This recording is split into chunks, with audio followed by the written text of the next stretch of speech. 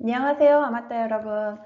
1과목의 맨 마지막 파트인 개인정보 보호법으로 돌아왔습니다.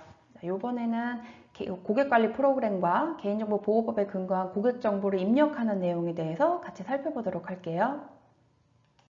네, 이 개인정보 보호법에서 무엇보다 중요한 것은 용어들이에요. 저희가 시크릿 노트에서 이 용어들을 따로 빼놓긴 했는데요. 그 부분들을 꼼꼼하게 한번 잘 읽어보시길 바랍니다. 자, 일단 개인정보 보호법이다 보니까 개인정보가 무엇인지에 대해서 알고 가는 게 중요하겠죠. 개인정보는 살아있는 개인에 관한 정보라고 간단하게 말할 수 있는데요. 살아있는 개인이라고 했기 때문에 죽은 사람이나 또는 법인, 단체의 정보는 개인정보라고 말할 수 없습니다. 사물에 대한 정보도 당연히 개인정보라고 말할 수 없겠죠.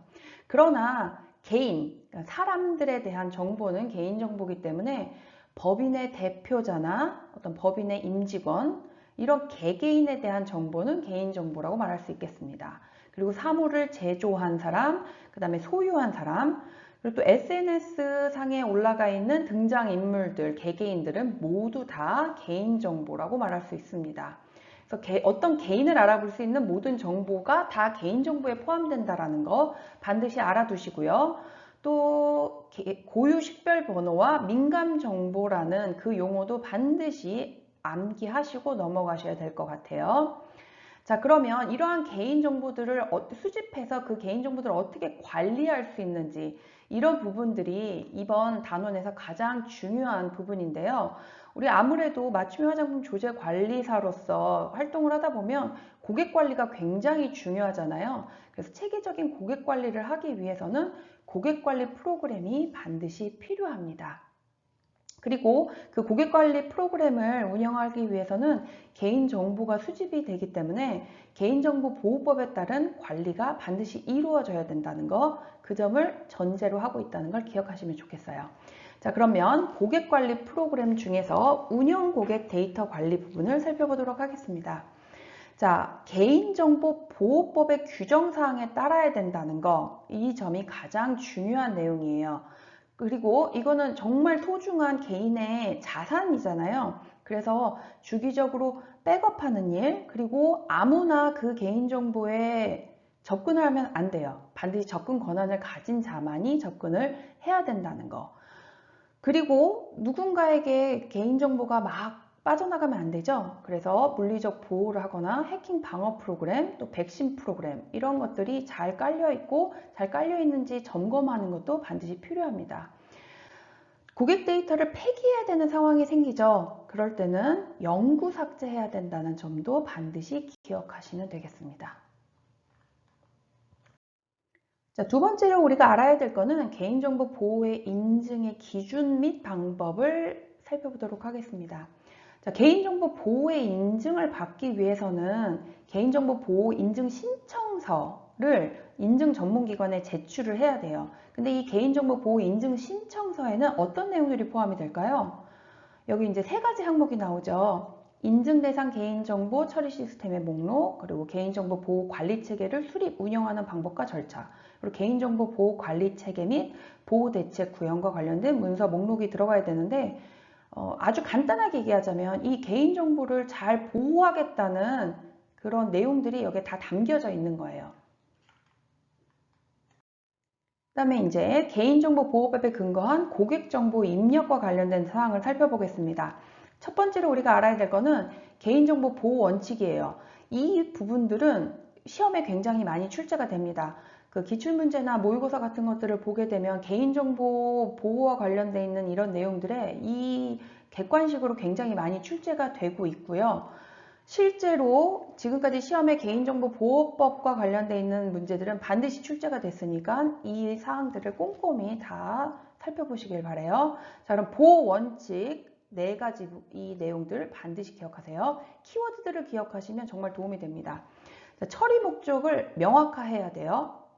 그리고 목적에 필요한 최소한의 개인정보를 적법하고 정당하게 수집해야 된다는 거. 이 최소한 이 부분들도 어떤 문제들에선 최대한으로 바꿔가지고 출제된 경우들이 있었거든요. 이 최소한의 개인정보를 수집해야 된다는 거. 그리고 처리 목적에 필요한 범위 내에서 적합하게 개인정보를 처리해야 되고요. 또 목적 외에 활용을 금지합니다. 그래서 내가 어떤 고객의 개인정보를 수집했다고 해서 내 맘대로 아무 때나 아무렇게나 사용할 수 있는 것은 아니라는 거 기억하시면 되겠습니다. 그리고 처리 목적에 필요한 범위 내에서 개인정보의 정확성, 안전성, 그리고 최신성을 보장해야 된다는 거. 마지막으로 개인정보의 처리 방법 및 종류에 따라 정보 주체의 권리가 침해받을 가능성, 또 위험 정도를 고려해서 안전하게 관리해야 된다는 거. 여기 회색으로 쳐져 있는 이 키워드들을 잘 기억하시면 좋겠습니다. 자, 개인정보 보호 원칙 4가지 살펴보셨죠? 여기 또 4가지가 더 있습니다. 이 4가지도 꼭 기억해 두세요. 자, 개인정보 처리 방침 등 개인정보 처리 사항 공개 및 열람 청구권, 이런 것들은 정보 주체의 권리예요. 정보 주체라고 하는 건 내가 개인정보를 제공한 사람이잖아요. 그 사람의 권리를 잘 보장해 주는 것이 반드시 필요합니다. 그리고 생활 침해를 최소화하는 방법으로 당연히 개인정보를 처리해야 되겠죠. 이거는 너무 상식적이에요. 그리고 개인정보가 익명으로 처리가 가능하잖아요. 그러면 익명으로 처리해야 되고요. 익명 처리로 하기에는 조금 부족해요. 목적을 달성할 수 없을 때는 가명에 의해서 처리를 하는 것이 맞습니다. 그리고 개인정보 처리자의 책임과 의무를 준수해야 되고 정보 주체의 신뢰성 확보를 위해 노력을 해야 되는데, 개인정보 처리자, 그 시크릿 노트 보시면은 그 용어 사전에 나와 있는데 간단히 복습을 해보고 갈게요. 개인정보를 처리하는 사람이겠죠. 물론 당연히 사람도 포함되지만 공공기관이나 법인, 단체까지도 거기에 다 포함된다는 거 기억하시면 될 것 같아요. 네, 정말 중요한 내용이 나왔습니다. 정보 주체의 5대 권리. 이거는 달달달달달달 암기를 해놓으세요. 그래서 빈칸에다가 정보 주체의 5대 권리를 다 써보는 연습을 하셔야 됩니다. 정보를 제공하는 자로서, 그러니까 이제 고객의 입장인 거죠. 고객이 가진 5가지 권리, 어떤 게 있을까요? 내가 이제 개인정보를 제공을 해요. 그러면 그걸 어떻게 처리할 것인가? 처리에 관한 정보를 제공받아야 되겠죠. 기본이에요. 그리고 처리에 관한 동의 여부, 또 동의 범위를 선택 결정할 권리가 있습니다. 또 처리 여부를 확인하고 개인정보 열람을 요구할 권리도 있어요. 그리고 처리를 정지해라, 정정해달라, 삭제해달라, 파기해달라, 이거 정보 주체자에게 그 권리가 다 있습니다. 그리고 어떤 처리하는 과정에서 피해를 입었어요. 그러면 그 피해를 신속하고 공정하게 구제받을 권리도 정보 주체자에게 있습니다. 이 내용들은 우리가 요새 이제 특히 온라인 쇼핑이나 이런 것들을 회원가입을 할 때 거기에 이제 이런 사항들이 다 나와 있거든요. 그래서 내가 동의할 수 있는 거 뭐 이렇게 선택을 할 클릭하게 돼 있잖아요. 그런 부분들을 참고해서 보시면 조금 더 암기하시기가 쉬우실 거예요. 자, 그럼 개인정보 수집이 가능한 경우, 이제는 이제 판매자 입장, 우리가 맞춤 화장품 조제 관리사니까 우리가 고객을 상대할 때 고객의 정보를 우리가 받아야 되잖아요. 그게 어떤 경우에 가능한지를 살펴보도록 하겠습니다. 자, 첫 번째는 정보 주체의 동의를 받은 거예요. 우리가 동의서 받잖아요. 그러니까 내가 고객이 개인정보를 줄게요 라고 동의를 했어요. 그러면 나는 수집이 가능한 거죠. 근데 만 14세 미만의 아동일 경우에는 법정 대리인의 동의가 필요합니다. 이것도 잘 기억을 해 놓으셔야 되겠죠. 만 14세 미만, 숫자가 나오면 무조건 한 번씩 멈추어서 그것을 기억해 줘야 합니다. 회원 가입할 때 제일 첫 페이지에 그게 나오죠. 만 14세 미만 체크. 그 다음에 뭐 만 14세 이상 이렇게 해가지고 체크하는 란이 있는데 14세 미만일 경우에는 법정 대리인이 필요한 거예요. 자, 그러면 이 대리인의 범위에는 누가 들어갈까요? 법정 대리인으로 지정받은 사람들이 있고요. 정보 주체로부터 위임을 받은 경우, 이렇게 2가지 종류의 대리인이 있습니다. 자, 2번째 경우에는요, 법률에 특별한 규정이 있거나 어떤 법률상 의무를 준수하기 위해 개인정보가 필요하면 그때 개인정보 수집이 가능합니다.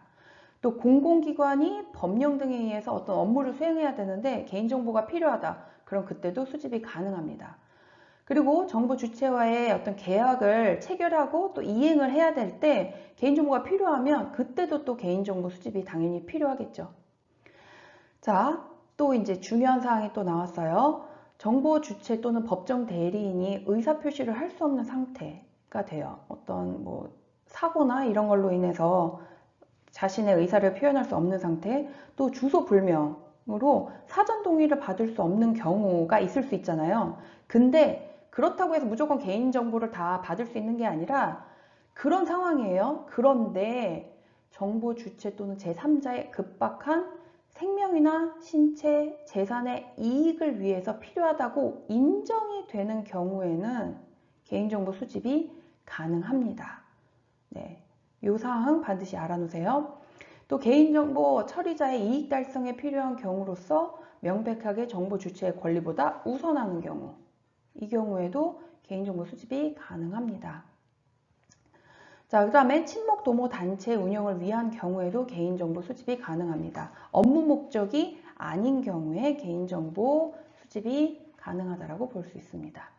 이 개인정보를 보호하는 법령들이 있는데요. 그것도 참고로 알아놓으시면 좋을 것 같아요. 오프라인 같은 경우에는 당연히 개인정보보호법을 적용을 받고요.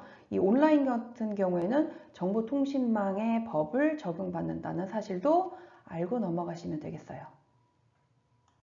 자, 그 다음으로는요. 정보 주체로부터 수집이나 이용의 동의를 받아야 될 때 어떤 사항들을 고지해야 될까요? 여기 있는 이 사항들 우리 굉장히 많이 봤죠. 회원 가입할 때 이 내용들이 다 포함이 되어 있습니다. 굉장히 익숙한 내용이에요. 개인정보의 수집, 이용 관련은 목적, 이 내용이 반드시 고지가 돼야 되고요. 수집하려는 개인정보의 항목, 근데 중요한 거요. 최소한의 정보만 수집한다 그랬죠. 네, 이 사항들. 그 다음에 개인정보의 보유 및 이용 기간, 이 내용도 고지가 돼야 되고요. 동의를 거부할 권리가 있다는 사실, 그리고 동의 거부로 어떤 불이익이 생겼을 경우에 그 불이익의 내용도 고지를 해야 합니다. 네, 이렇게 해서 개인정보보호법에서 고객 운영 프로그램과 그 다음에 고객 정보를 입력하는 이런 과정들에 대한 법령들을 살펴보았습니다. 자, 이 내용과 관련돼서 조금 더 확장해서 다음 시간에도 살펴볼 텐데요. 다음 시간에도 저와 함께 하겠습니다. 안녕!